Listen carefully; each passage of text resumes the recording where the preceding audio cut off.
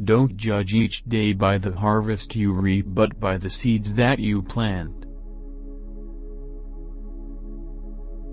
I travel not to go anywhere, but to go. I travel for travel's sake. The great affair is to move.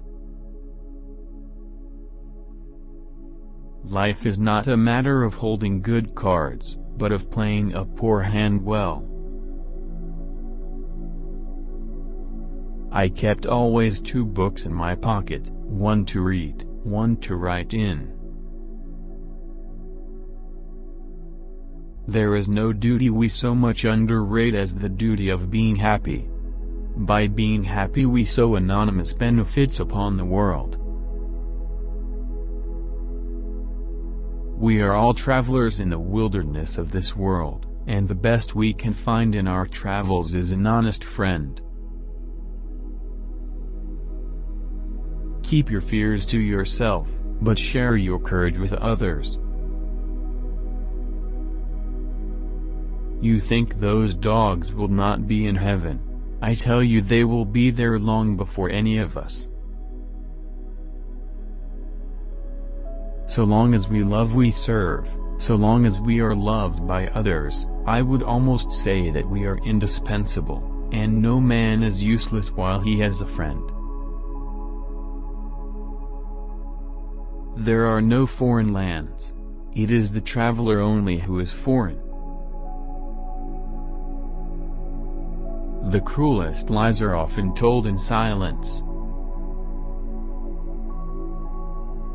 Quiet minds cannot be perplexed or frightened but go on in fortune or misfortune at their own private pace, like a clock during a thunderstorm. If he be Mr. Hyde, he had thought, I shall be Mr. Seek. A friend is a gift you give yourself. If I am the chief of sinners, I am the chief of sufferers also. To be what we are, and to become what we are capable of becoming, is the only end of life.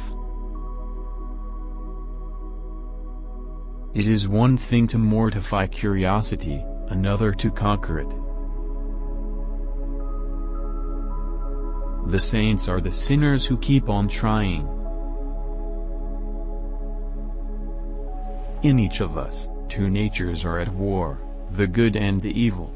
All our lives the fight goes on between them, and one of them must conquer. But in our own hands lies the power to choose, what we want most to be we are. You can give without loving, but you can never love without giving. To know what you prefer instead of humbly saying amen to what the world tells you you ought to prefer, is to have kept your soul alive. Sir, with no intention to take offense, I deny your right to put words into my mouth. You must suffer me to go my own dark way.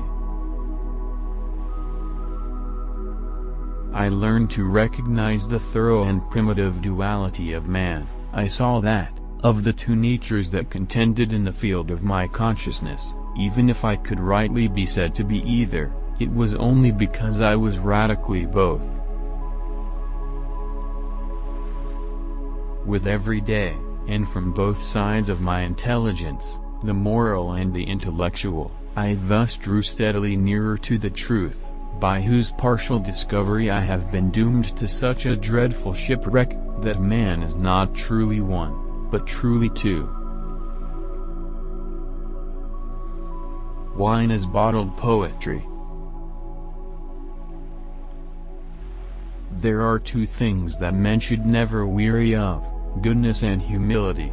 We get none too much of them in this rough world among cold, proud people.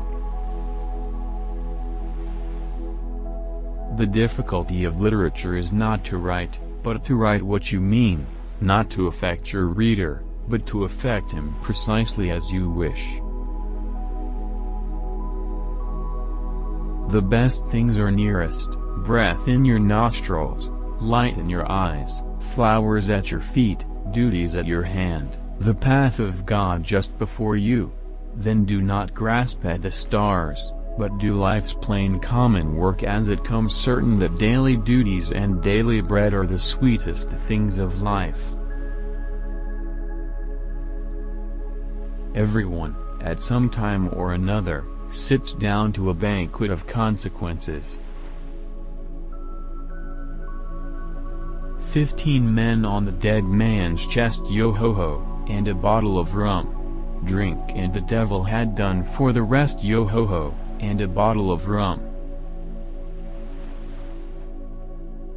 You cannot run away from a weakness, you must sometimes fight it out or perish. And if that be so, why not now and where you stand? I sat in the sun on a bench, the animal within me licking the chops of memory, the spiritual side a little drowsed, promising subsequent penitence, but not yet moved to begin. All human beings, as we meet them, are commingled out of good and evil, and Edward Hyde, alone, in the ranks of mankind, was pure evil. There comes an end to all things, the most capacious measure is filled at last, and this brief condescension to evil finally destroyed the balance of my soul. Our business in life is not to succeed, but to continue to fail in good spirits. The world is so full of a number of things, I am sure we should all be as happy as kings. You start a question, and it's like starting a stone. You sit quietly on the top of a hill, and away the stone goes, starting others. I regard you with an indifference closely bordering on aversion. Make the most of the best and the least of the worst. She had an evil face, smoothed by hypocrisy, but her manners were excellent. Jekyll had more than a father's interest, Hyde had more than a son's indifference. I wished a companion to lie near me in the starlight, silent and not moving, but ever within touch. For there is a fellowship more quiet even than solitude, and which, rightly understood, is solitude made perfect? Everyday courage has few witnesses, but yours is no less noble because no drum beats for you and no crowds shout your name. Perpetual devotion to what a man calls his business, is only to be sustained by perpetual neglect of many other things. Many's the long night I've dreamed of cheese toasted mostly. Give us grace and strength to forbear and to persevere. Give us courage and gaiety, and the quiet mind. Spare to us our friends, soften to us our enemies. Bless us, if it may be, in all our innocent endeavors.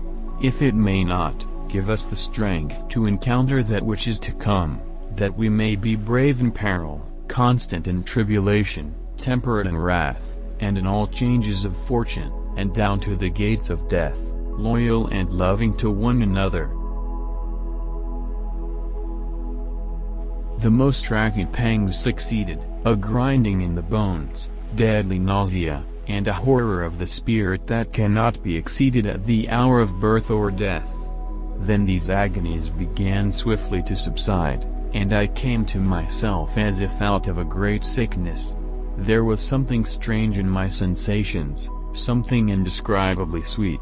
I felt younger, lighter, happier in body. Within I was conscious of a heady recklessness, a current of disordered sensual images running like a mill race in my fancy, a solution of the bonds of obligation, an unknown but innocent freedom of the soul. I knew myself, At the first breath of this new life, to be more wicked, tenfold more wicked, sold a slave to my original evil, and the thought, in that moment, braced and delighted me like wine.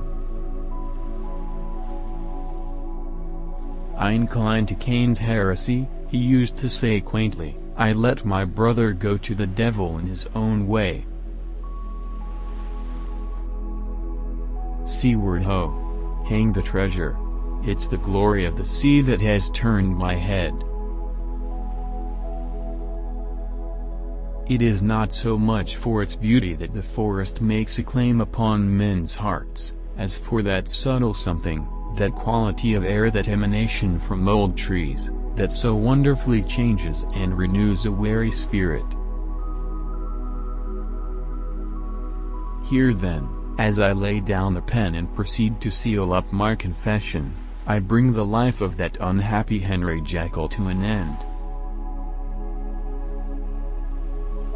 It is perhaps a more fortunate destiny to have a taste for collecting shells than to be born a millionaire. Books are good enough in their own way, but they are a mighty bloodless substitute for life. Death, like a host, comes smiling to the door. Smiling, he greets us, on that tranquil shore, where neither piping bird nor peeping dawn disturbs the eternal sleep, but in the stillness far withdrawn, our dreamless rest forevermore we keep. Dead men don't bite. There is no duty we so much underrate as the duty of being happy. My devil had been long caged, he came out roaring. Compromise is the best and cheapest lawyer,